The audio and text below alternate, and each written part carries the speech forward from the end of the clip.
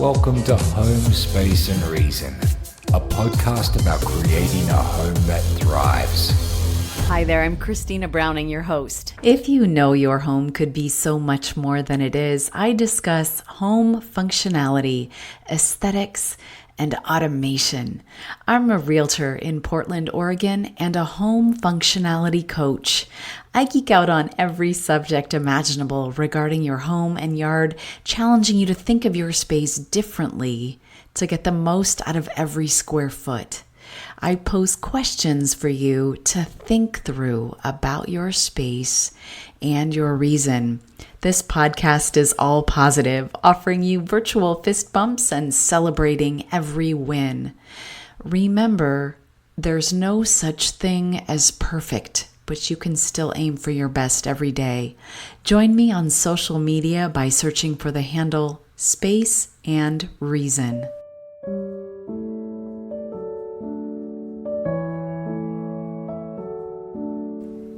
In this episode, let's talk about stuffed animals, plush toys, and perhaps your childhood teddy bear. If you have young kids, or had kids, or have been around kids, you'll know that stuffies or stuffed animals are often a part of childhood and can also suck up major space. I've encountered more than a dozen clients burdened with finding the square footage to store these now unused toys, potentially for the rest of their lives. If you have them by the dozens, whether on purpose or by accident, I know this is an easy gift people often give without considering how many the child already has or if there's space for more. It's a worldwide problem. I have read that about 80% of stuffed animals and other toys worldwide are eventually buried in a landfill. Aside from the environmental impact, I also want to discuss storage of them if you're currently in the throes of childhood with your kids. I have a few suggestions. First, I want to tell you about a delightful company out of London called Loved Before. It's a sustainable, soft toy adoption agency, saving the planet one teddy at a time. I had the pleasure of talking with Charlotte, the founder of this company, and I was excited to hear about her backstory and how this whole concept came to be. As a young child, I was always super into my own stuffed animals. And I'm going to use the British terms here, if that's okay. I had a whole circle of kind of fluffy friends. They were my board, if you will. And I kind of trusted them with everything. They all had their own names and characters and personalities. I have such fond memories of, for example, my dad taking me round to what was then called the Bear Factory, which was this teddy bear shop, and they had all this teddy bear clothing and things. And I would go there with him on weekends, and we would spend hours, and he'd always entertain me being there for hours, picking out different outfits for them to wear out to dinner and to different occasions that we had. So I was always someone with a bit of an affinity for kind of plushies and my own ones particularly. And I never thought they'd play as big a role as they do in my life until I was at university and I was volunteering in a charity shop, or as you guys call them, thrift stores. And I started to notice just how many people were bringing in stuffed animals and what often a really big moment it was for them. They often held great sentimental value and they'd been through so many memories and adventures with them. And the process as it was that they were either kind of thrown into a box and sold for pennies, and the memories and the adventures that they came with were just lost in that moment, or actually even more sadly, they were just thrown straight away, straight into the rubbish, because they're overwhelmed with how many they receive and they don't have the infrastructure, unfortunately, to clean them, etc. And so I was really struck by that and quite heartbroken, actually. And I went home that night, and I remember having kind of post-it notes and sketches all over the walls, and I was sort of saying, okay, well, I must do something, and if I just change the perceptions of them being rubbish, then I can do something about this, and I can make a difference. And at about 3, 4 in the morning, I kind of went, okay, I think I've got something here. And I guess that's why Love Before was born. A common thread running through this podcast is offering the idea that we be more mindful of our purchases, not buying duplicates or the next color of Stanley mug that comes out when you have 2 or 10 already. Overconsumption without thought of how it affects our planet is dangerous. I admire that sustainability isn't just part of your brand mission, but it guides every decision that you make. I know that the US is much worse, but in the UK alone, about 8 million stuffed animals end up in landfill each year. And that is just a product of the total unnecessary overconsumption and overproduction of them. You're absolutely right. It's about really examining what is necessary. Does each child on this planet really need, a whole bedroom full of these toys, and 80% of those that they can't play with? And when people are gifting children at birthdays and all of those lovely things, just really examining, is this something that's going to bring value to their life, or is this just going to end up in a landfill, is a really important one to start thinking about and thinking about differently. The idea behind Love Before is that when people are ready to pass on those toys, they can send them in to us, and often they post them along, so we get boxes and boxes turn up each and every day, and we have no idea ever who's going to be inside.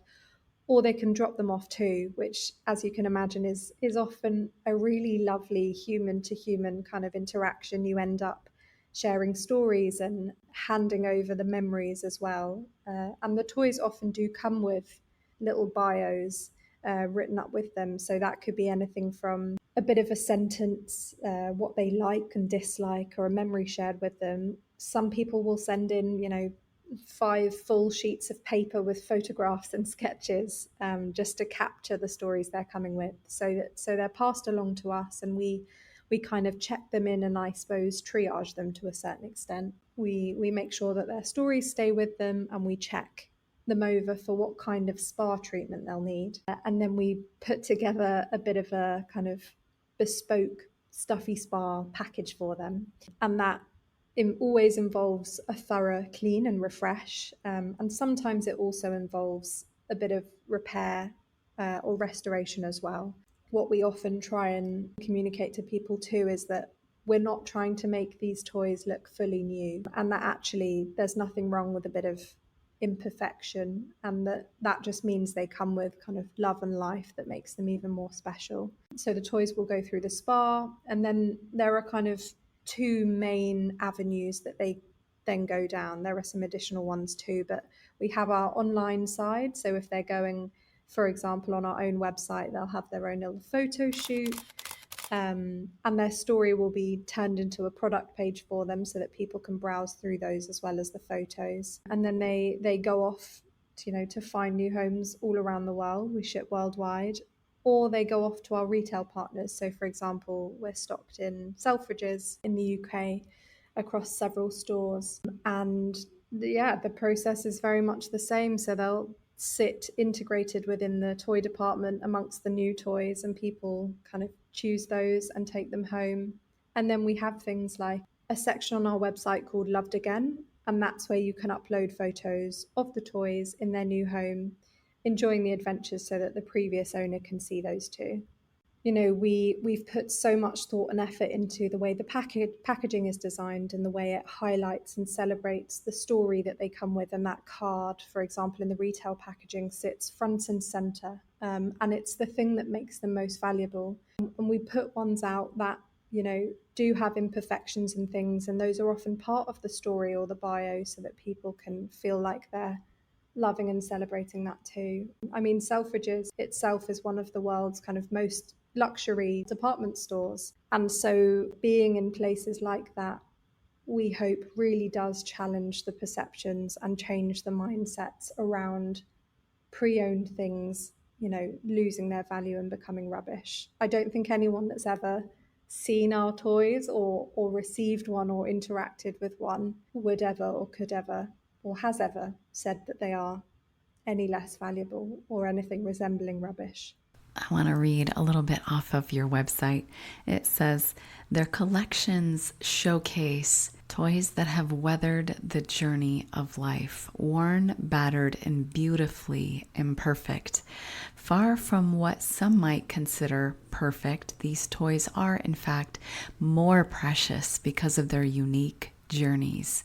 They believe that in the realm of love and acceptance, imperfections hold no weight.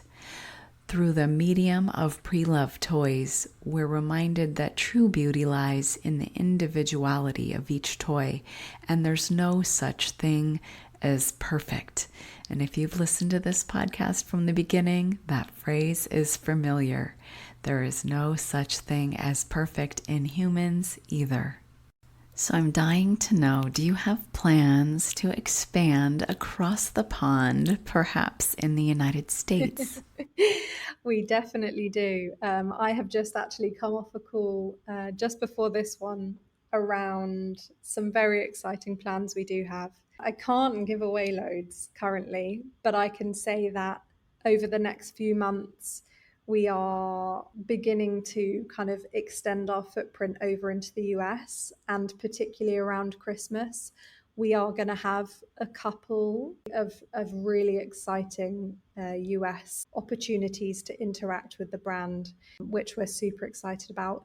Today, actually, I did also launch a donation drive within the US. So for the first time ever, from today, you can donate plushies in the US to us. Quite specifically for this first wave, we're after dogs, bears, and bunnies.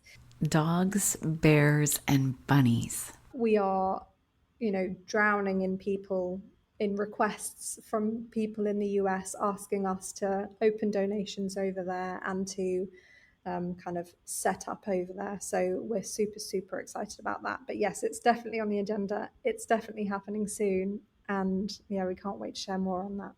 So I will include a link in the show notes for the address, and it also lists which items you can donate, what species they're looking for, and I'm sure as time goes on, this will change. So I want to be sure and include that link so that you can reference that, and then also if they have more locations popping up, you can check in the show notes. Tell me how people can buy online. We do online releases or drops every Monday at 8 p.m. UK time. They often kind of sell out quite fast. There's a lot of excitement around the drops. Our kind of community, comes together around them. But there's plenty to go around, and we'll be increasing those drop sizes too over the next few months. So yes, online is a great place to go. We're a business that's trying to do good for the planet, and in quite a big way. I always say through the medium of teddy bears, what you can teach children and future generations in the world is a really powerful thing. But we also are kind of a for the people brand and business, and one which we are not a charity ourselves, but supporting charity massively runs through our DNA and always will. So we are currently supporting Make-A-Wish UK. Gosh, that's so powerful. So I'm on the Loved Before website, and I want to read you just a sampling of the description on any particular item. Here is the backstory of Lady Cordelia Bear. She is the epitome of elegance and sophistication. Always seen sporting a fancy hat, she loves attending high society events like Ascot. She insists on being addressed as your ladyship and refuses to eat anything other than honey sandwiches. She's a true teddy bear with a touch of class. So if you're on Instagram, I've put the Loved Before Instagram profile in the show notes as well if you'd like to follow them there. And obviously their website lives there too.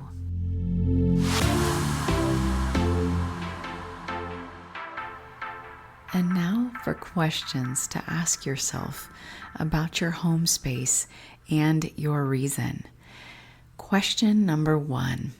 How many stuffed toys does my child play with on a daily basis?